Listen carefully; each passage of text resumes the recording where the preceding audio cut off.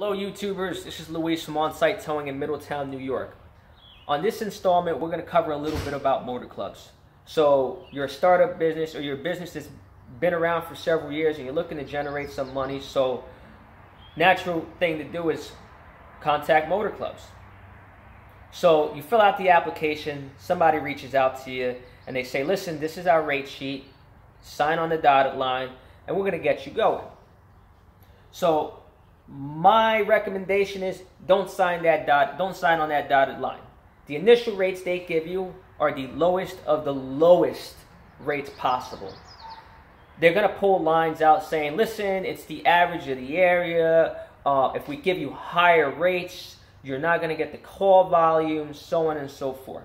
So scratch their rates out, put your retail rates plus 10% on top of that, and negotiate from there.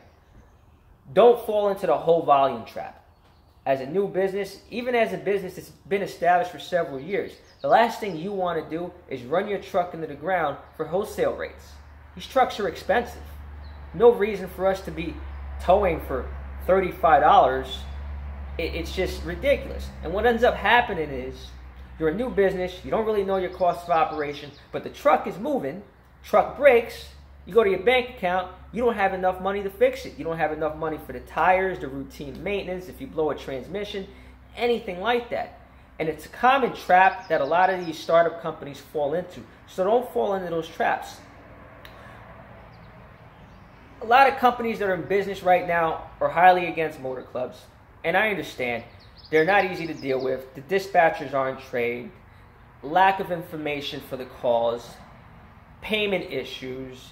They short your bills, and then you got to go after their billing department, and it's a whole process, and it can be very time-consuming. Motor clubs work for me, but it's not really, at this point, my #1 form of business. I've grown enough where I have plenty of retail business at this point, and I like to use the motor club as fill-in work. So if I send the tow truck out into the city for a retail call, they're out there, chances are we're probably going to get a motor club call. It's just a couple blocks away. We head over, we do that jump start, tow, whatever it is, lockout. So it's good if the truck's already out.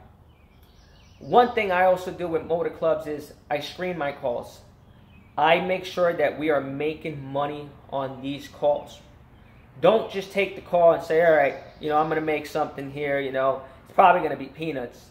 But make sure that you're really making money off of them. At the end of the day, they don't care if you succeed.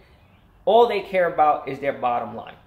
You have to remember, motor clubs are insurance companies, and they want these services done as cheap as possible.